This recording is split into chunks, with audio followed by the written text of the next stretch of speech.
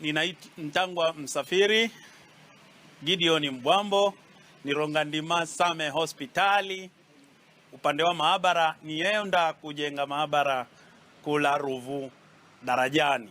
Asante sana.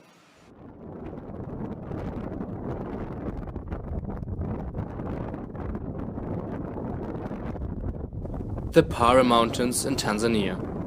Majestically, the way the mountain range stretches itself far into the savanna of East Africa, surrounded by dusty, urban plains and sparse vegetation that only gets to indulge in the pleasures of rain twice a year. On clear days, well within sight, the Kilimanjaro.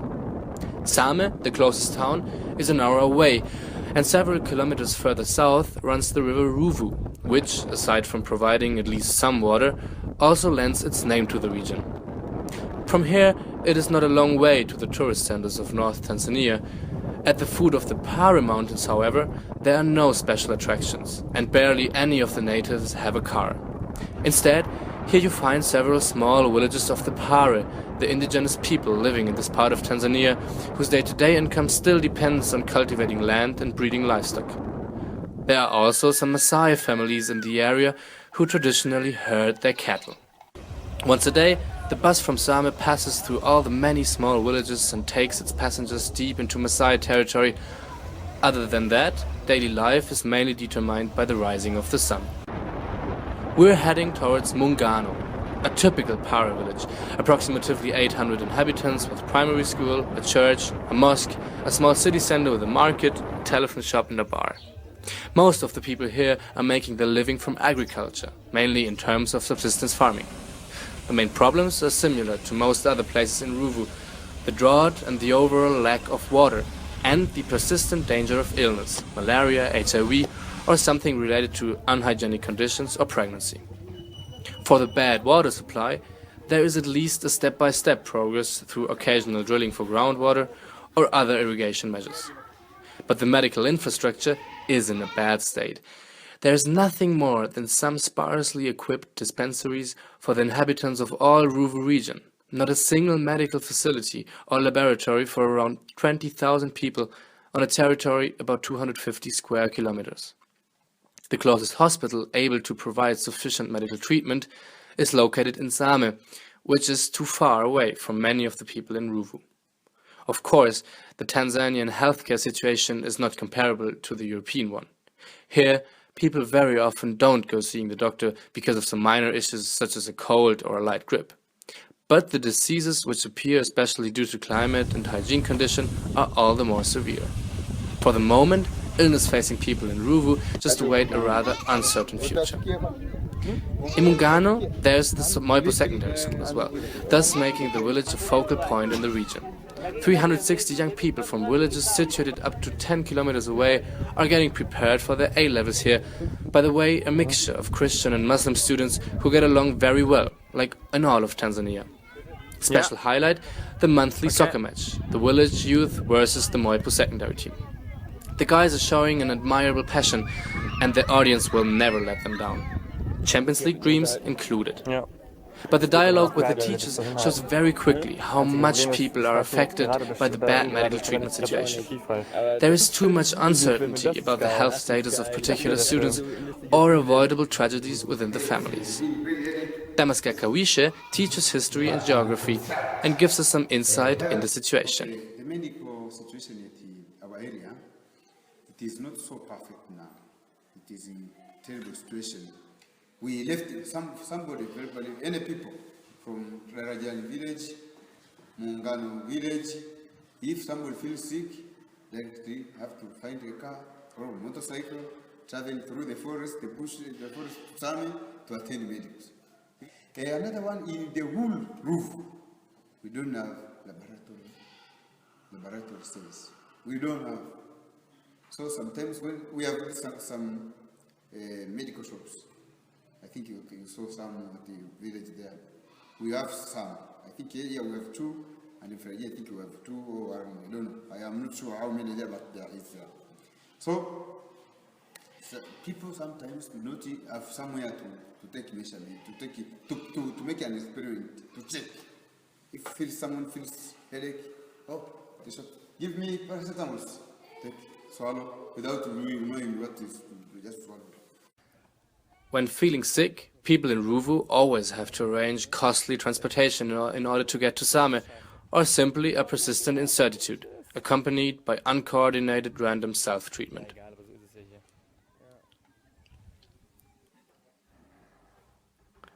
We are in the house of Msafiri now.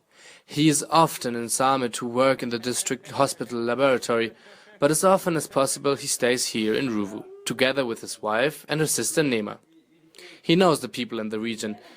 It's his tiny bar shop in the center of the village where many of the older Mungano people and some travelers are having a cold Serengeti in the evening, and he is regularly engaged in minor social and cultural projects. Now, Msafiri is about to start his most ambitious enterprise yet, a medical laboratory for Ruvu. He is aware of the number of malaria cases and analysis day after day himself tests in Same, and long since he has recognized the supply shortfall home in Mungano. That's why he similarly got to the construction of such a laboratory started in Darajani. Darajani is a further small village not far from Mungano. Msafiri owns some land there, and he already installed a small drugstore providing the natives with the bare essentials, the only one in the surrounding area. Directly next to it, there is now set the plot for his lab. This is a construction of laboratory in Darajani.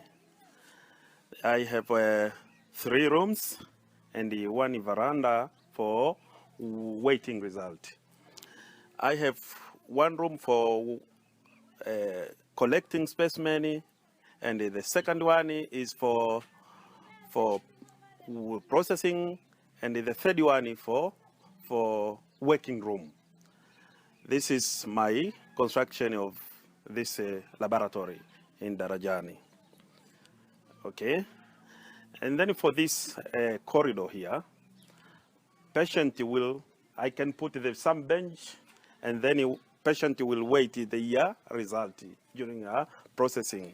Shortly afterwards, he explains us why it is especially important to have a lab. A doctor gives the patient treatment, I can say clinically, not test to know the exactly problem of the patient. So test is very, very important. And this is the laboratory who makes the test? Yeah. The test? Okay. I will make the first, I can test for blood estimation, hemoglobin, to know the amount of the blood in the body. And also I can test malaria to check that really if we fever caused by malaria or something else. And also I can check for urine, for make it maybe it's parasite infection of different also. And also I can check stool, I can look for parasites, maybe infected like hookworm and the other problem. And also I can test for HIV, because we have a lot of people in this region, more than 10,000. So also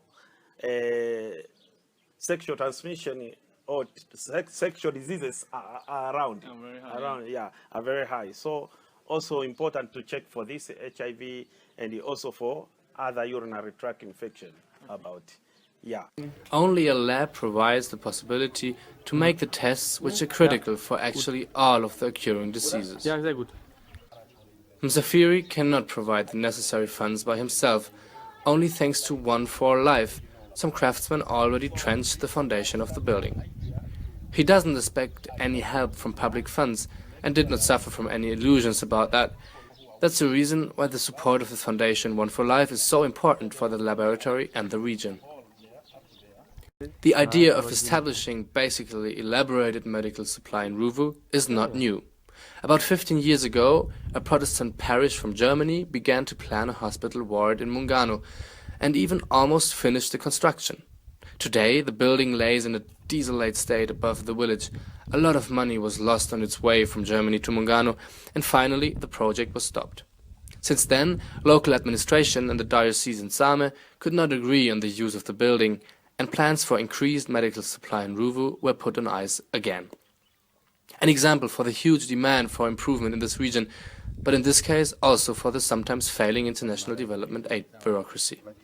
For this reason, Mr. Freer now wants to approach this matter himself by creating a shelter for diseases in Ruvu, together with his professional know-how, his experience with the people and the region, and together with One for Life.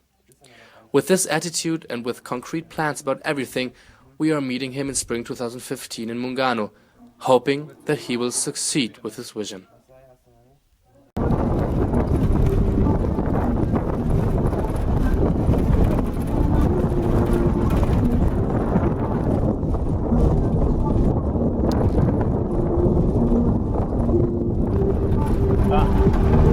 It's okay.